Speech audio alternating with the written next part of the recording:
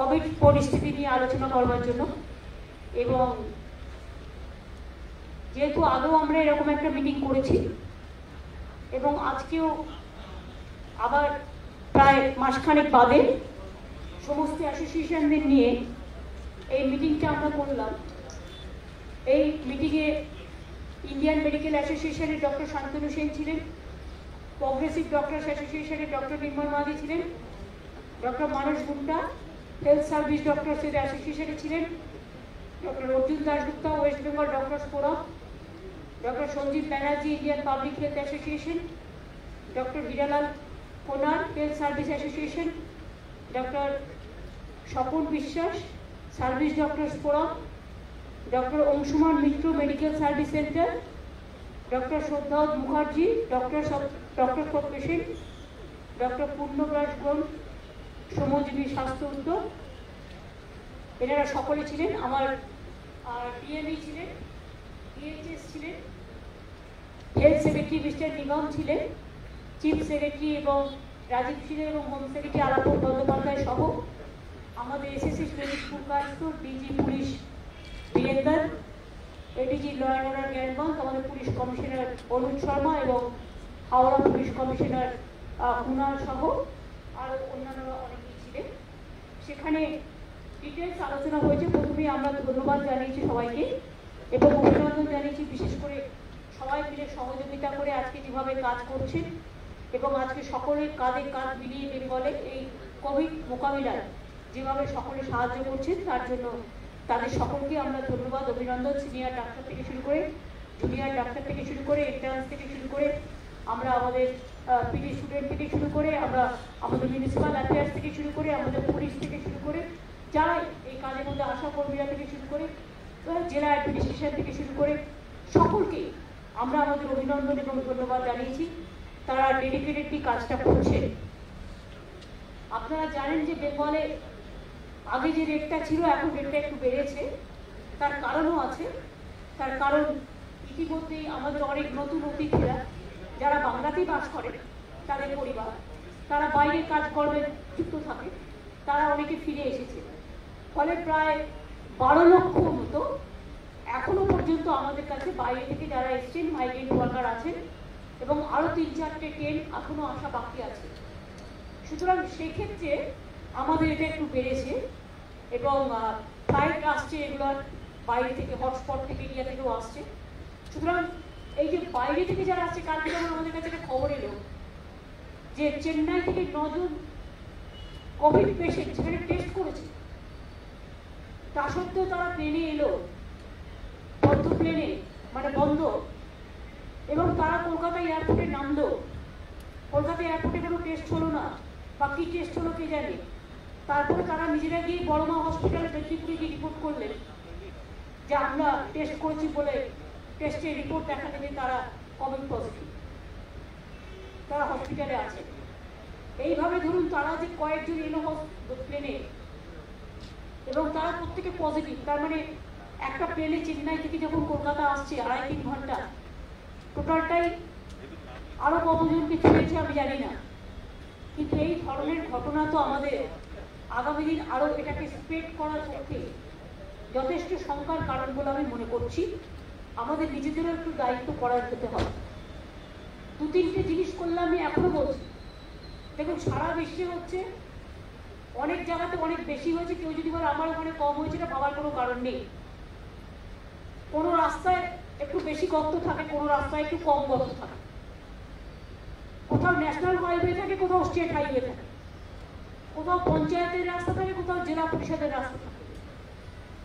কারো শরীর একটু ভালো থাকে, কারো শরীর একটু খারাপ থাকে। সুতরাং one state to another state ওইভাবে কম্পেয়ার করে কিন্তু আসল রহস্য পাওয়া যাবে না। এটা পপুলেশন দিয়ে মাপতে হবে, কোন রাজ্যের পপুলেশন কি আছে। পপুলেশনের ভিত্তিতে আমাদের স্টাডিটা করা উচিত এবং তার জিওগ্রাফি, তার ডেমোগ্রাফি, এগুলো সব দেখে নিই। কথা হচ্ছে পজিটিভ রেট, যেমন আমার ছিল 2.7% টিল 31 মে। মনে রাখবেন আমরা কিন্তু ট্রেনগুলো অ্যালাউ করেছিলাম 22-23 তারিখ থেকে সম্ভবত। আর এইসব রোগ হলে আপনারা জানেন 7 দিন 10 দিন পর থেকে, 14 দিন থেকে 21 দিনের মধ্যে তো 31st মে পর্যন্ত positive rate was 2.7 till 31st মে, আর আজকে কিন্তু এটা বেড়ে দাঁড়িয়েছে 3.4। কেন বেড়েছে নতুন করে আপনাদের বোঝাবার প্রয়োজন নেই।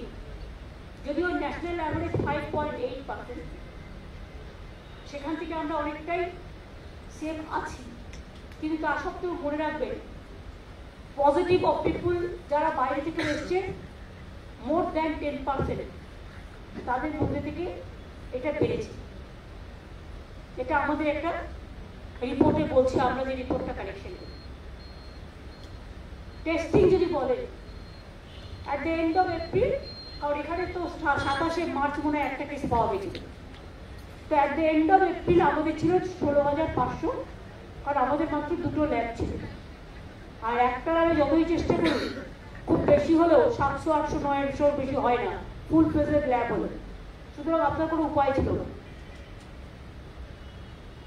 কিন্তু আমরা তারপরে আস্তে আস্তে ল্যাব বাড়িয়েছি মানে 45টা ল্যাবের মধ্যে সবচেয়ে ফুল ফেজের ল্যাব তা না, অনেকগুলো আছে ছোট ছোট, কোথাও 20টা হয়, কোথাও 25টা হয়, এটা তাদের ক্যাপাসিটি। কিন্তু মনে রাখবে মুম্বাই, দিল্লি, চেন্নাই, ব্যাঙ্গালোর অনেক জায়গা আছে যেখানে বড় বড় ফুল ফ্লেজের ল্যাবই আছে 55-60টা, প্লাস ছোট ছোট অনেক আছে, তাদের ক্যাপাসিটি আছে। আমাদের সেই ক্যাপাসিটির মধ্যেও মনে রাখবে যে আমরা মাত্র এপ্রিলের লাস্টে যখন ছিল এটা 16,500, আমরা কিন্তু যেই একটু টেস্টিং ফেসিলিটিস পেলাম ল্যাবগুলো, কিছুটা পেয়েছি, সব পাইনি, তাতে কিন্তু আমাদের এন্ড অফ মেতে 2 লক্ষ হয়ে গেছিল। এবং টেস্টিং অ্যাজ অন 16 জুন আমরা কিন্তু 3.5 লক্ষ ওপর টেস্টিং করতে পেরেছি। Average 9,500 testing every day, more than enough. ক্যাপাসিটির থেকেও অনেক বেশি হচ্ছে, চেষ্টা করছেন সব যারা নিচ্ছেন, আর যে হসপিটালগুলো অবিরত কাজ করে যাচ্ছেন অবিরাল, আমি তাদের সকলকেই ধন্যবাদ জানাই। অনেক সময় আমরা মনে রাখি না যারা টেস্ট করে, যারা টেকনোলজিক্যাল কাজ করে, যারা প্যাথোলজিক্যাল কাজ করে, যারা ল্যাবের কাজ করে, টেকনিক্যাল এক্সপার্ট, তারা কিন্তু অনেক বড় কাজটা করে জীবনের ঝুঁকি নিয়ে। হাউস টু হাউস সার্ভেলেন্স, আমি গতকাল দেখছিলাম একটা ইংলিশ চ্যানেলে খুব গর্ব করে একটা স্টেটকে দেখানো হচ্ছিল, কোথাও কেউ বলছে আমি 1.5 কোটি করেছি, কেউ বলছে 3.5 কোটি করেছি। কিন্তু আপনারা একবারে কি বাংলার কথাটা জানেন যে বাংলা 15 কোটি করেছে? 15 কোটি হাউস টু হাউস কি করে হলো? আমার 2.5 সামথিং আমার পরিবার আছে পুরো, কিন্তু এক একটা বাড়িতে কবার গেলে 15 কোটি হয়। এবং এটা আমাদের আশার মেয়েরা, আমাদের হেলথ সার্ভিসের যারা হেলথ ওয়ারিয়ার, কোভিড ওয়ারিয়ার, তারা এই কাজটা কিন্তু খুব ভালো করে করেছে। 15 কোটি, এবং 15 কোটি হাউস ভিজিট করেছে, মানে একটা বাড়ি কতবার করে ভিজিট করেছে। এবং এটা তো আমরা মনে করি ইন্ডিয়াতে আমরা হাইস্ট। আর 2 হচ্ছে হাউস টু হাউস সার্ভেলেন্স, এটা 16 ক্রোড় করেছে। আসলে 16 কোটি ভিজিট হয়েছে টোটাল হেলথ ওয়ার্কার্স। এবং ভিজিট করে যেটা ধরতে পেরেছে 1.92 লাখ ILI কেস বাংলায় আছে, সার্ভে করে বাড়ি টু বাড়ি। আর সারি কেস ডিটেক্টেড করেছে 4,337 জন। আমাদের এখানে 77টা কোভিড হসপিটালস আছে, ওই 10,105 বেড, 948টা ICU আছে,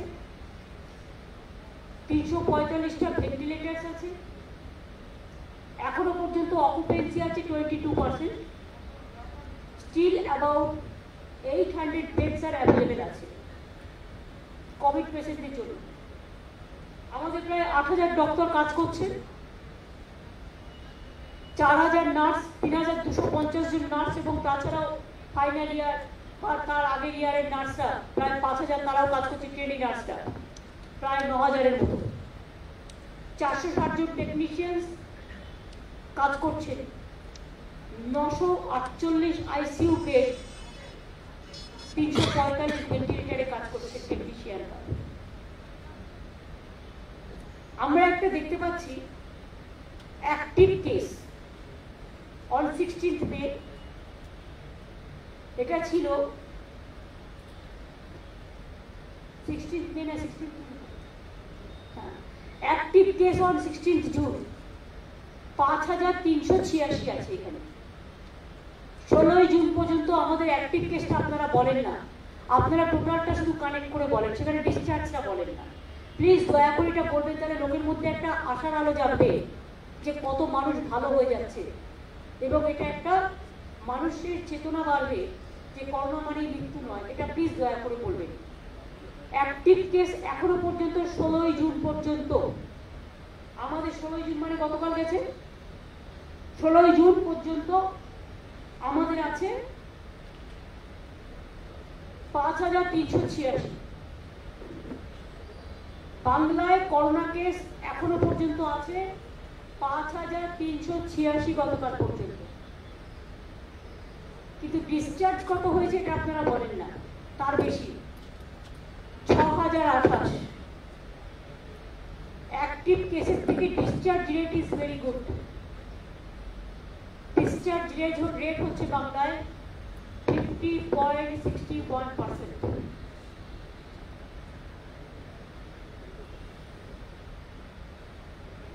এবং 1 লক্ষ লোককে প্রায় আমরা ইনস্টিটিউশনাল কোয়ারেন্টাইনে রেখেছিলাম, তার মধ্যে 84,000 রিলিজ হয়ে গেছে, 11,000 বেরিয়ে গেছে। এখন আমরা আগামী দিনের দিকে তাকিয়ে কেউ তো বুঝতে পারছে না কাল কি হবে। প্ল্যানিং নিশ্চয়ই আমাদের করা আছে, কিন্তু হট করে কখন স্পাইক হবে, কখন বেড়ে যাবে, কখন কমে যাবে, এ তো আমাদের কারো হাতে নেই। সারা বিশ্বের কেউ এটা বলতে পারছে না।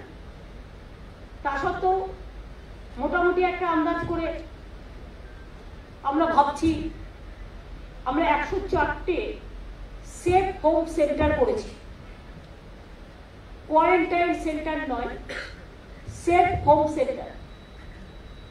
এটা কি? এটা হচ্ছে যাদের মাইল্ড সিমটমস আছে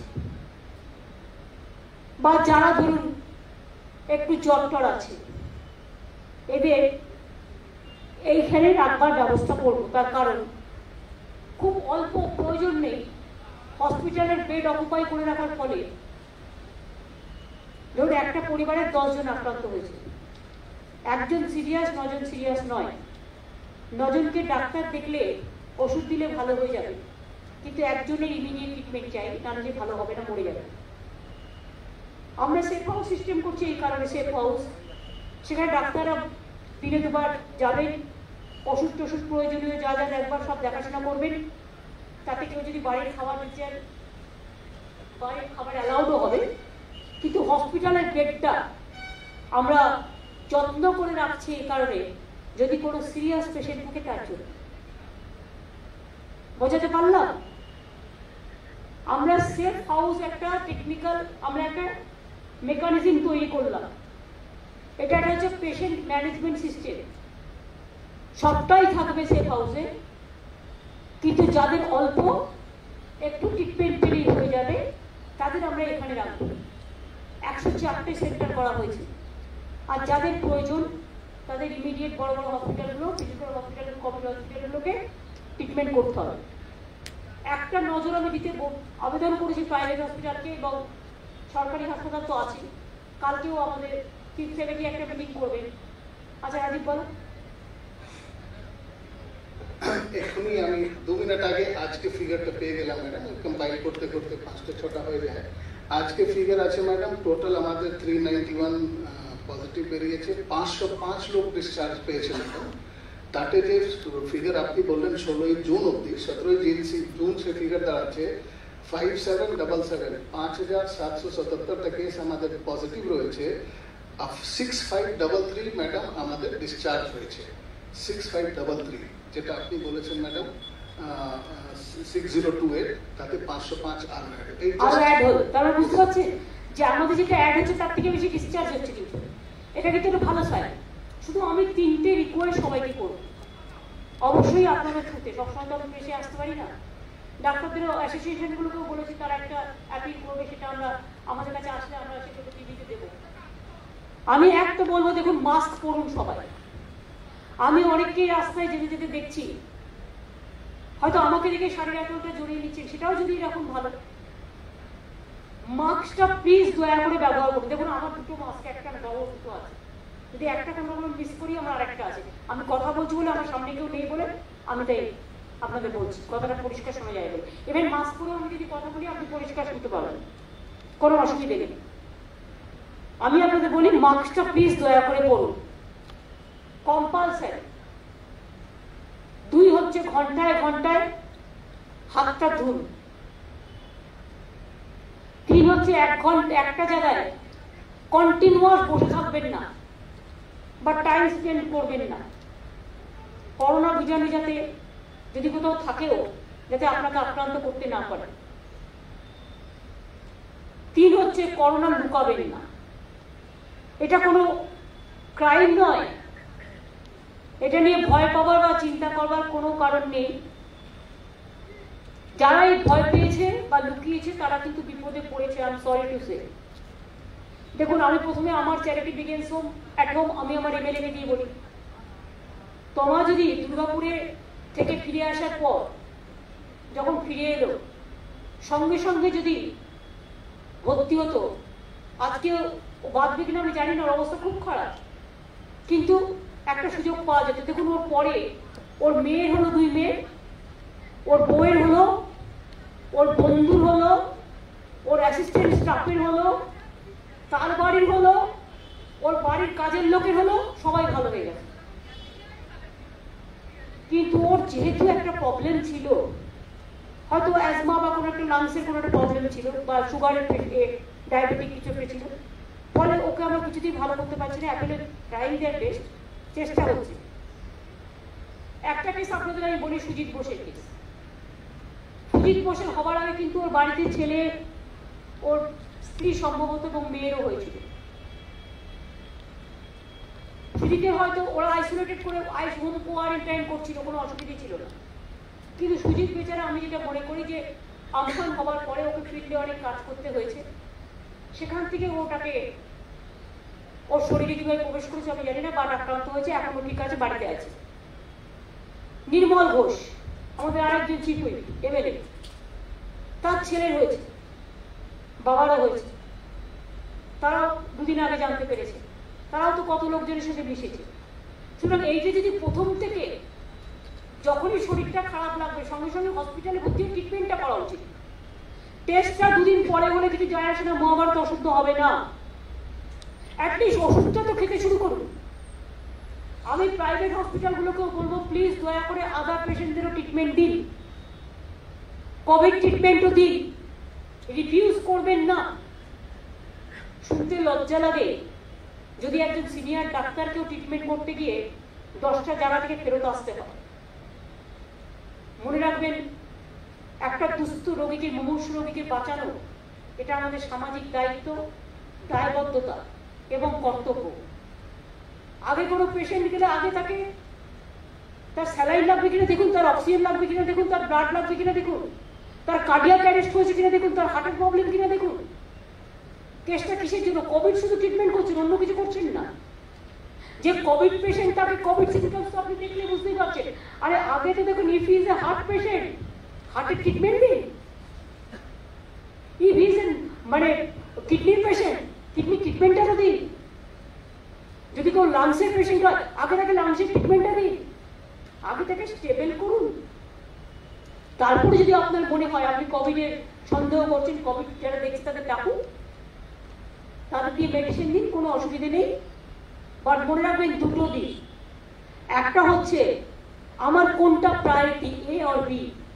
আমি একটা পেশেন্ট যদি হসপিটালে যাই, যদি আমার কার্ডিয়াক অ্যারেস্ট হয় তাহলে ফার্স্ট হচ্ছে আমাকে কার্ডিয়াক অ্যারেস্টটাকে ট্যাকল করতে হবে, কার্ডিয়াক অ্যাটাকটাকে আমাকে অ্যারেস্ট করতে হবে, ফার্স্ট ওটাকে ট্যাকল করতে হবে। তারপরে কোভিডের আমি ট্রিটমেন্টটা করবো, কারণ আমাদের সেকেন্ডারি, এটা প্রাইমারি, এটা ফার্স্ট। সুতরাং মুমূর্ষু রোগীরা যদি চিকিৎসা পায় এটা নজর রাখতে হবে।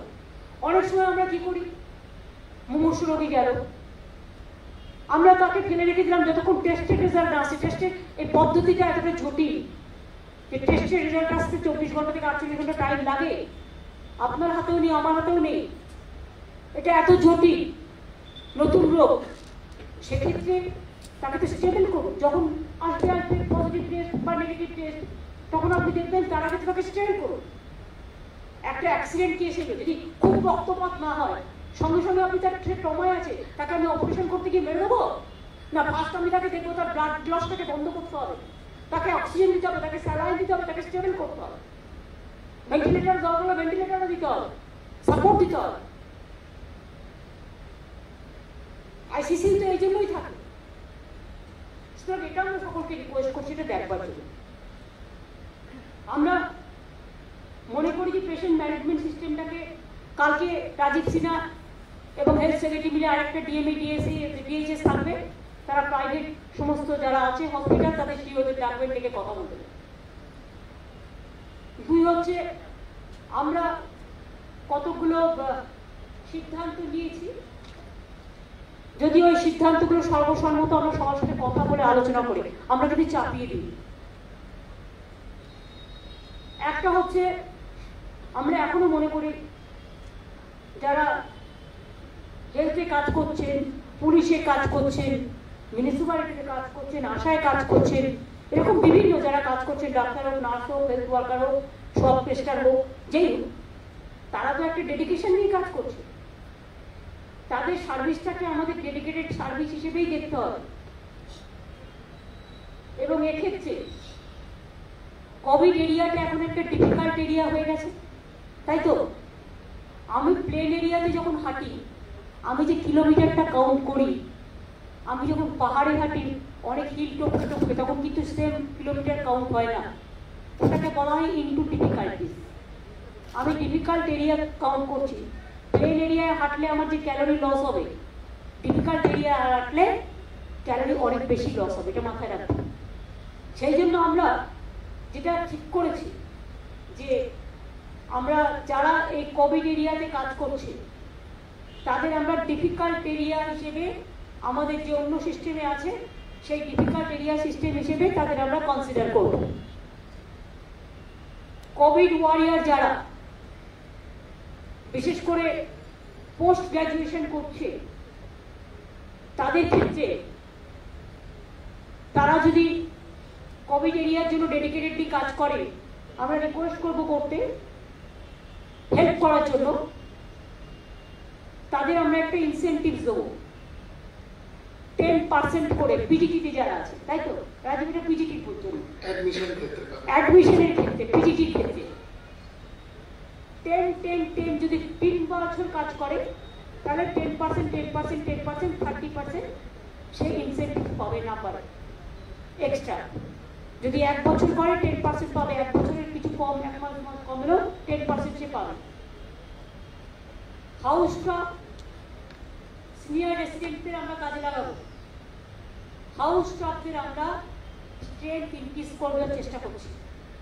আমাদের 1200 পাবো, কিন্তু আমরা 1800 করবার চেষ্টা করব।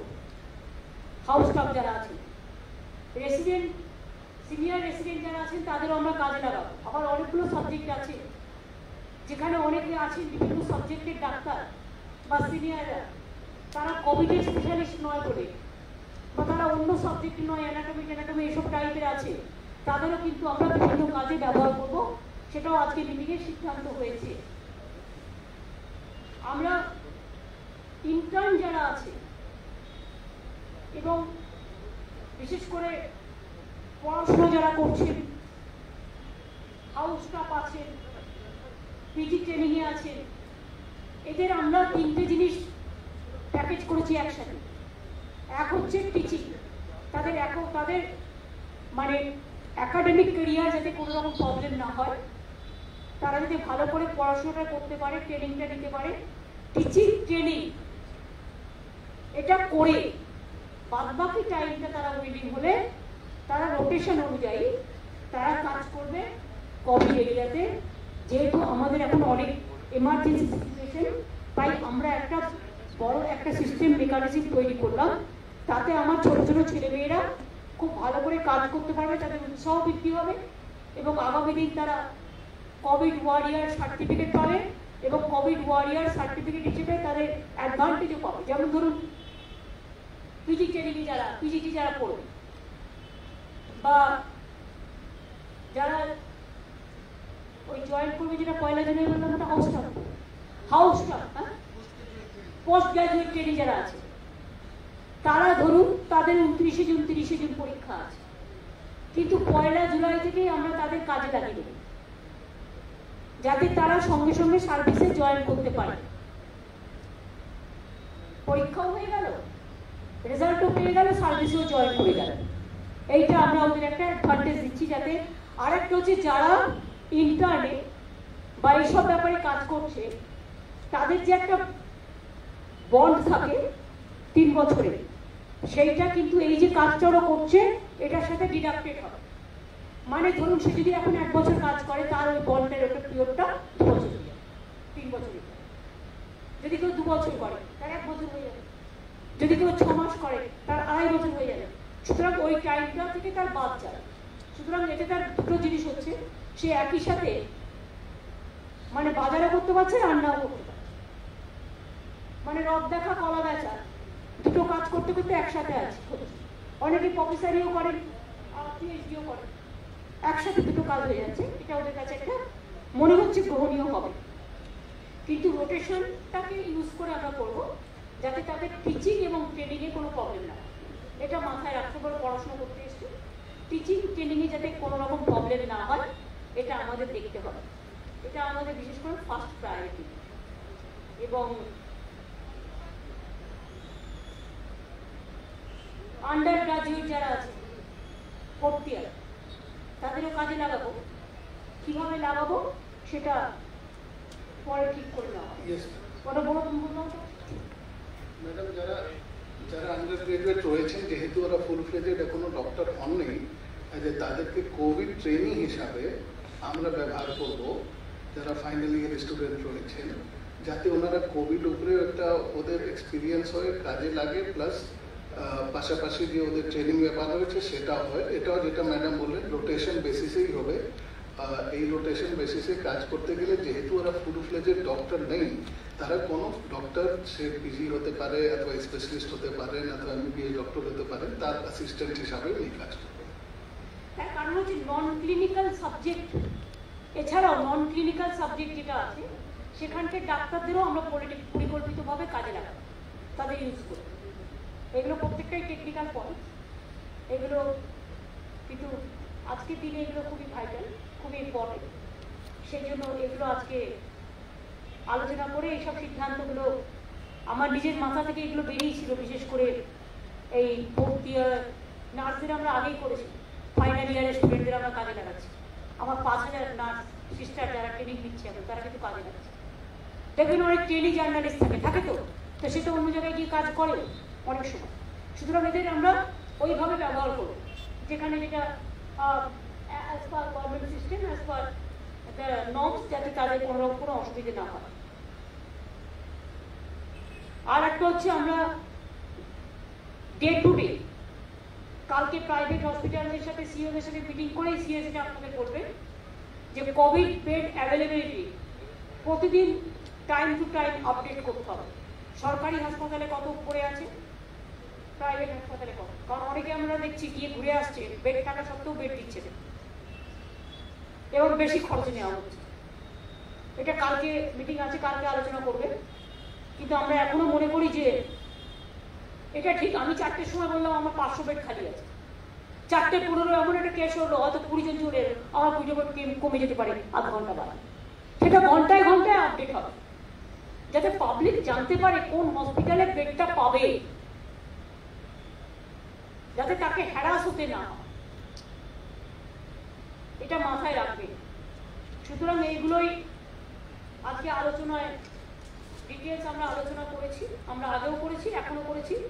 এবং এখানে অল অর্গানাইজেশন, মানে বলতে পারেন যে অল পলিটিক্যাল পার্টি মিটিং যেমন আমরা করি, এখানে all associations, all unions, including Indian medical association, টোটালটাই আমরা করেছি। সমীর, তুমি কারণ মিটিং এটা তুমি রেখে দাও আমার জন্য, মিটিং থেকে দেবে। এই পর্যন্ত। আর কি বলুন?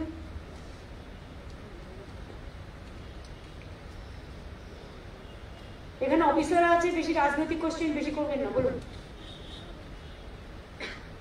অল্প খুব বেশি না, কিন্তু আমি এমনিতেই লেটে চলছি।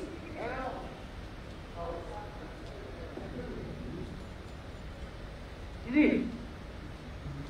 ডিফিকাল্ট এরিয়া বলতে কি সুবিধাগুলো বুঝতে পারছি, তুই যদি বলেন ডিফিকাল্ট। আমাদের পিজিতে আপনারা জানেন আগে একটা সার্ভিস কোটা ছিল, সেই সার্ভিস কোটা তো আর নেই।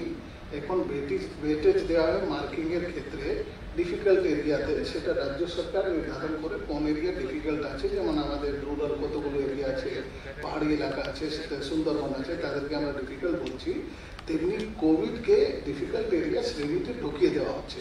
কাজে যারা কোভিডে কাজ করছেন তারা ডিফিকাল্ট এরিয়াতে কাজ না করেও কিন্তু যেহেতু কোভিড জন্য কাজ করছেন, কোভিডের ডিফিকাল্ট এরিয়া ওয়েটেজ যেটা 10% পার ইয়ার হিসাবে সর্বাধিক 30% হতে পারে, সেটা আমরা পাবো। দিদি দিদি কি ধরনের সুবিধা পাবে ডিফিকাল্ট এরিয়াতে কাজ করতে? বললেন রাজেশ সিনহা বললো, শুনলেন না? ওনার কথা আমার কথা মধ্যে কোনো পার্থক্য আছে? কিন্তু গভর্নমেন্ট তো একটাই, বলে দিলেন। বুঝতে পারেননি? আরেকবার বলে দেওয়া আছে।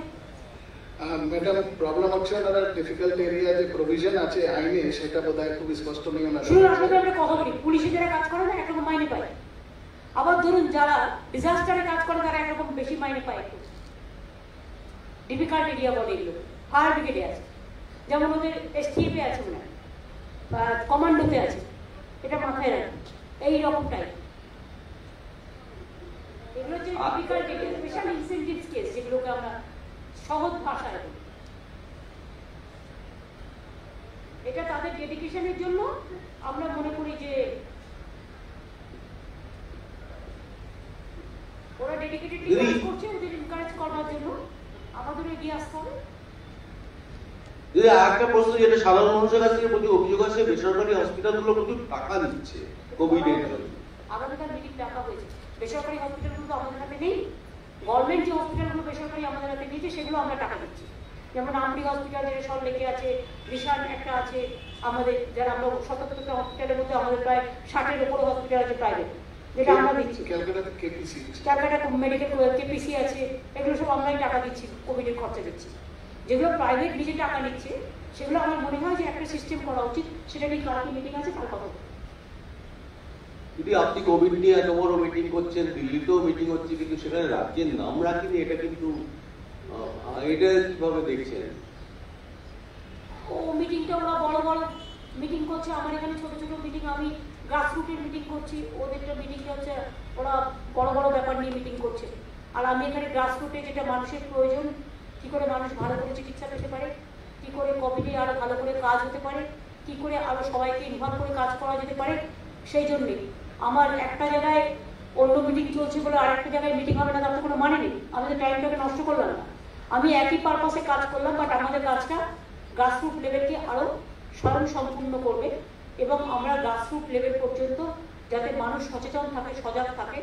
সবাইকে বলবো গ্রামগঞ্জের মানুষেরাও একটু ভিড় এড়িয়ে চলুন, সাবধানে থাকুন, মাস্ক পরুন, হাতে সাবান দিয়ে হাতটা ধুন এবং বিশেষ করে ফিজিক্যালি ডিস্টেন্সিং যেটা একটু মেনটেন করুন। আমরা আগে বলতাম সোশ্যালি ডিস্টেন্সিং, তার মানে হচ্ছে সবাই একসাথে জমায়েত হবে না, এই কথাটা বলতে গেলে আজকে তার সাথে যুক্ত হয়েছে ফিজিক্যালি ডিস্টেন্সিং, যেটা হচ্ছে শারীরিকভাবে ফিজিক্যালি ডিস্টেন্সিং, মানে আমরা দূরে দূরে থাকবো, তার কারণ হচ্ছে একে অপরকে যাতে আমরা মিক্স আপ হতে না হয়, এই জন্যে। সুতরাং এটা আমি মনে করি বেশি বড় কাজ। ওখানে কয়েকজন মিলে ওরা করবে, তারা প্রত্যেকেই রাজ্যের ধারক বাহক, আর এখানে আমরা যাদের সাথে করলাম তারা হচ্ছে কোভিড ওয়ারিয়ার, যারা ফিল্ডে লড়াই করে।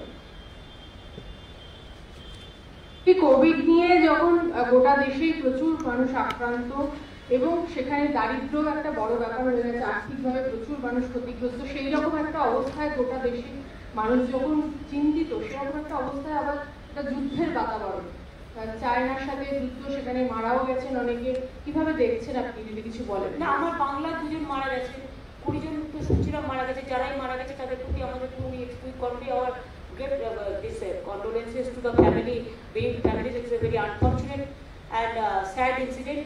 I feel for them, we are really paid for this incident. এবং আমার বাংলাতেও 2 জন মারা গেছে, আপনারা জানেন, আলিপুরদুয়ারের ছেলে এবং আমাদের বীরভূমের তাদের পরিবার আছে, পরিজন আছে। আমরা খুবই শোকাহত এবং তাদের পরিবারকে সান্ত্বনা দেওয়ার ভাষা আমার নেই। বা দেশের জন্য লড়াই করতে গেলে তো লড়তে হবে, এবং সেই লড়াই আমরা এটুকু করতে পারি, আমরা সবটা হয়তো না করতে পারলেও আমরা ঠিক করেছি আমরা আমাদের সরকারের পক্ষ থেকে দুটো পরিবারকেই আমরা 5 লক্ষ টাকা করে এবং একটি করে সরকারি চাকরি দেবো। যদিও আমি জানি এটা কোনো বিকল্প নয়, বা একটু বিপদের সময় পরিবারটার পাশে দাঁড়ানো, তারা যদি আরো কিছু সাহায্য চায় দেখব। করোনার সময় কেন্দ্রীয় টিম কলকাতা এসে পৌঁছানোর পর আপনাকে কেন্দ্র সরকার থেকে ফোনে জানিয়েছিল, কিন্তু আমফানের মতো এরকম একটা জাতীয় বিপর্যয়ের সময় 15 দিন পর তো কেন্দ্রীয় দল আসলো। কেন্দ্রীয় টিম জানিয়েছিল মানে কি? কেন্দ্রীয় টিম জানিয়েছিল কেন্দ্রীয় টিম এসে পৌঁছানোর পর? হ্যাঁ, কেন্দ্রীয় টিম আসার পর আপনাকে ফোন করে জানিয়েছিল। এখানে দেখা যাচ্ছে এতদিন হয়ে যাওয়ার পর প্রায় 1 মাস হতে চলল, এখনো পর্যন্ত কোনো রকম কোনো মানে যেখানে এত বড় একটা জাতীয় বিপর্যয় সেখানে কোনো রকম কোনো রাজ্যের সঙ্গে সহযোগিতা নেই, কিছু নেই, কি বলবেন? এটা সেন্ট্রাল টিমের সাথে সিএস এর কথা হয়েছে, আমাদের টিমের কথা হয়েছে, ওরা পেশ করে গেছে এবং ওরা রিপোর্ট নিয়ে গেছে, ওরা ওদের মতো ওরা দেবে, ওয়েট করুন। আমাদের তো কাজ দেবে নেই, ওরা কখন দেবে বলে আমি তো বসে থাকতে পারি না। আপনারা তো শুনেছেন যে আমফান নিয়ে যে দুর্যোগকে মোকাবিলা এত তাড়াতাড়ি আমরা করতে পেরেছি, সবটা পারিনি হয়তো, কিন্তু 90% পেরেছি। এবং একটা কথা আপনাদের মাধ্যমে আমি প্রত্যেকটা মানুষকে বলি, রিলিফ ওয়ার্ক আমরা শুরু করেছি।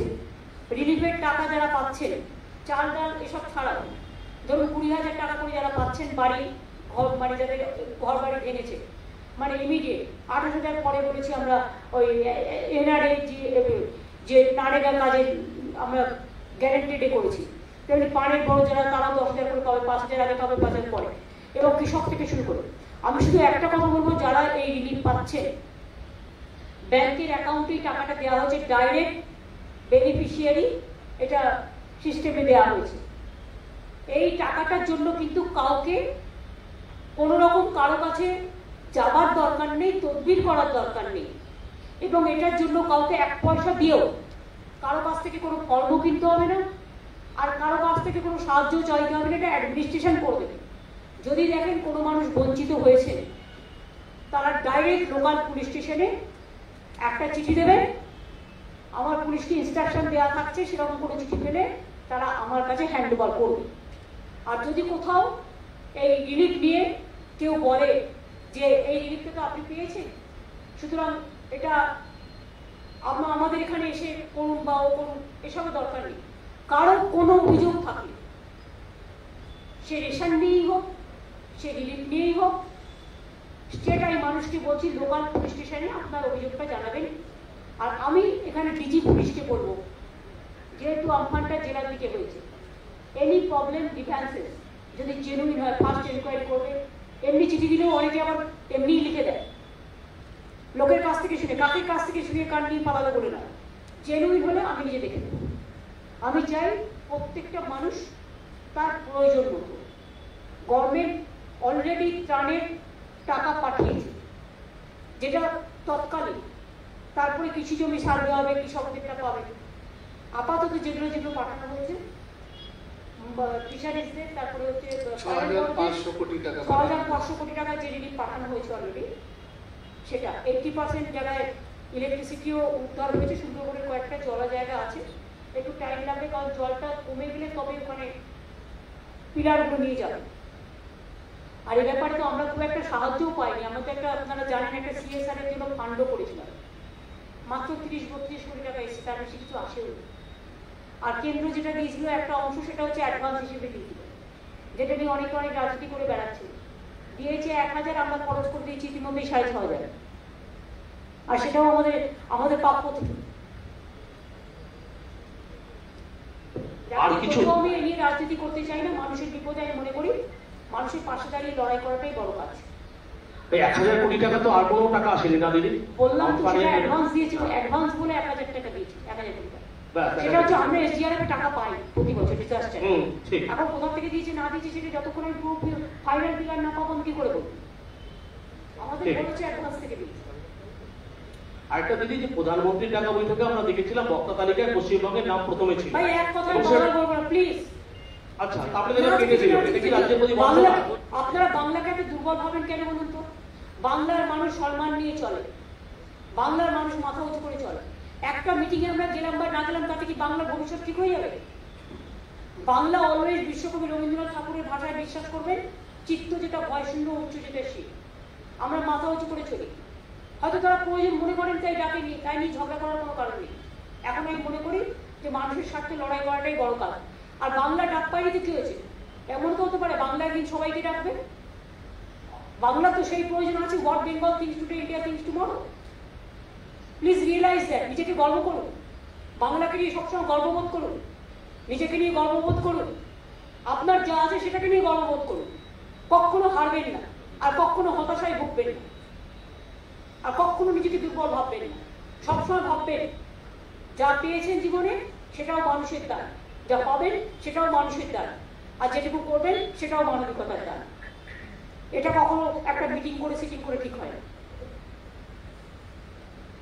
Didi, this 104 safe houses, the 104 safe houses you're talking about, it's a new concept. Is it spread all across Bengal? Yes. Or only more? No, it is across the Bengal. Time being we have started from 104. Now let's see the situation. It depends on the situation.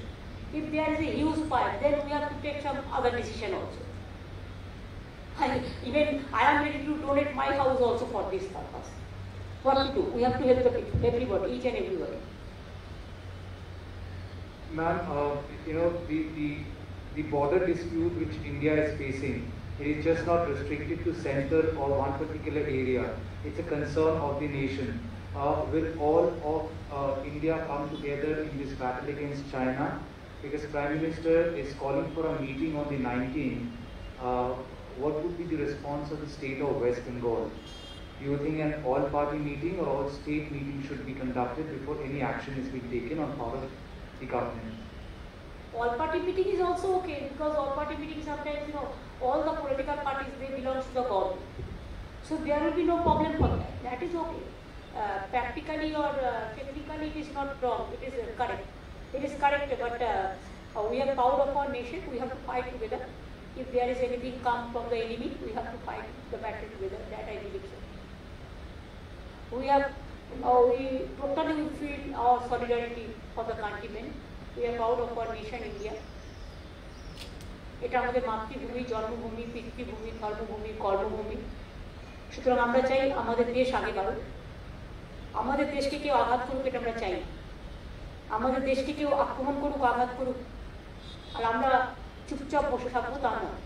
আমাদের দেশকে কেউ আক্রমণ করলে আমাদের মনে রাখতে হবে, আমি কখনো এক্সটার্নাল অ্যাফেয়ার্স নিয়ে কোনো কথা বলি না। তার কারণ হচ্ছে ফ্রম দ্য বিগিনিং তৃণমূল কংগ্রেসের ইডিওলজি হচ্ছে, ফিলোসফি হচ্ছে যে এটা আমরা দেশের সাথে থাকি, দেশ যা ডিসিশন নেয় সবসময় তার সাথে থাকে, আলাদা কিছু বলি না।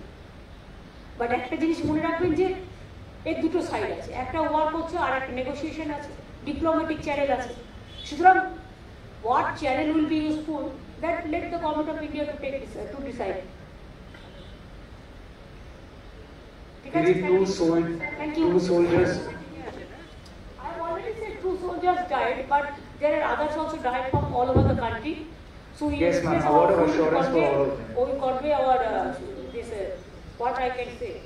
We express our deep sad and we are really pained for this, and they belong to our Indian family. We feel for everybody. From Bengal also, we have lost our 2 brothers. They also fought for the country. So we are really pained, and we express our full solidarity to my army.